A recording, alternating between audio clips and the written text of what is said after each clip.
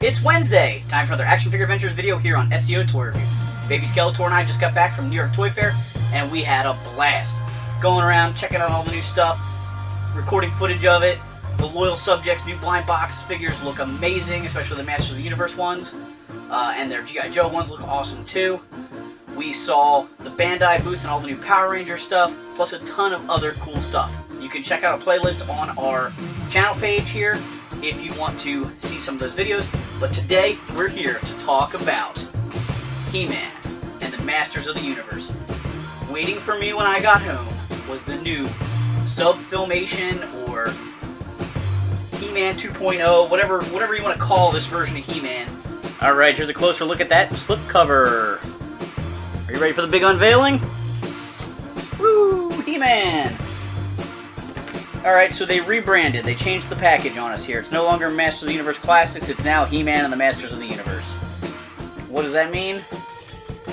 Well, nothing really. It's the same buck. It's just the characters look like the cartoon. Some of the characters already did, but they were characters that only appeared in the cartoon.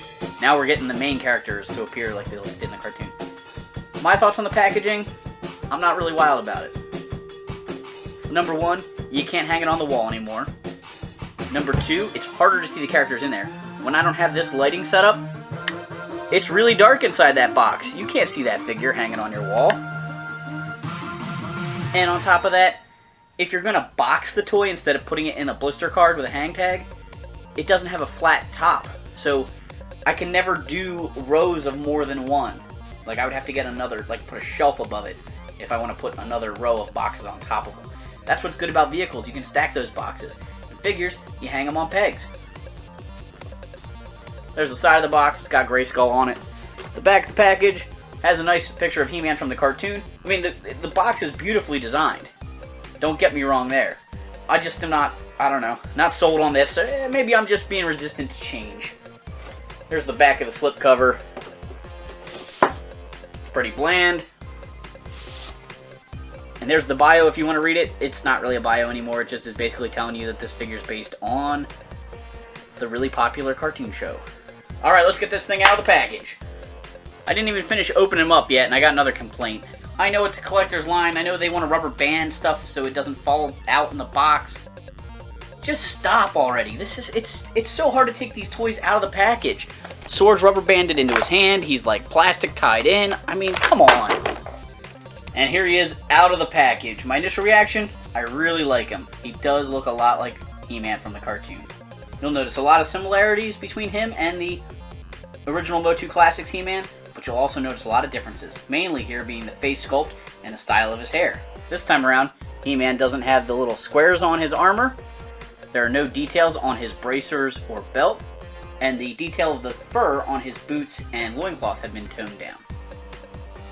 In case you're not familiar with the MOTUC Classics He-Man, here they are standing alongside each other. You can see instantly major changes in the face sculpt. You can see that slight change on the armor there, and of course the loss of detail on the loincloth and belt and those kind of pieces. Is that loss of detail a bad thing? No, not at all, if you want him to look like the cartoon. And he does. That's great. That's my favorite thing about this figure. If they had just put this head and armor on the regular He-Man, would I have been upset? No, not at all. I really like that level of detail. I could live with that, but this is the direction they went. They went completely cartoon format, and I think that's a good choice to make it so we don't feel like we're buying the same figure. Another thing you'll notice is that He-Man has a holster this time for his sword instead of just the straps in the back. Speaking of sword, you'll notice that this He-Man comes with a Filmation accurate sword in a flat gray that matches the animation style, as opposed to the two-tone silver and gray MOTUC Classic sword we've come to know and love. Another thing you might notice is that He-Man 2.0 can finally hold his sword in the "by the power of Grayskull" pose. New wrist articulation allows him to hold his sword straight when he has his arm above his head, as opposed to sort of tilting back like the original figure. This is a very, very welcome update, and I think the best thing about this figure. The other new articulation point this figure has is all new rocker ankles. They've been taking a lot of heat online, and I kind of agree they're pretty ugly, but sometimes function comes before form, and it does in this case, because these ankles really can move around completely differently than anything we've seen before.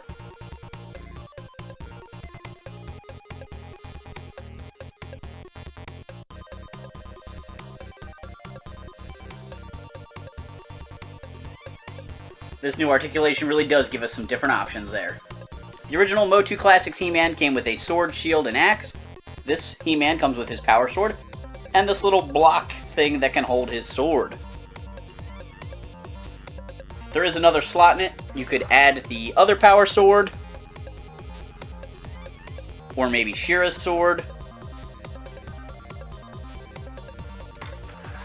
or maybe the Techno Power Sword.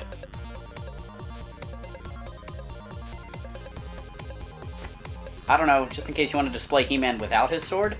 The last thing I want to talk about with this He-Man is I want to go back to his holster, because I do have a beef with that as well. Here's He-Man with his holster. Looks like it does in the cartoon. It pivots, which is nice. You know, you can get it out of the way if you need to. Now, here's the sword that he came with. Put it in. That's as far down as it goes. You're giving us a cartoon-accurate He-Man. He gave us the sheath for the sword, and then the sword stops 3/4 of the way sticking out. Let me insert a couple of pictures of actual animation cells from the cartoon show that I have hanging in my house.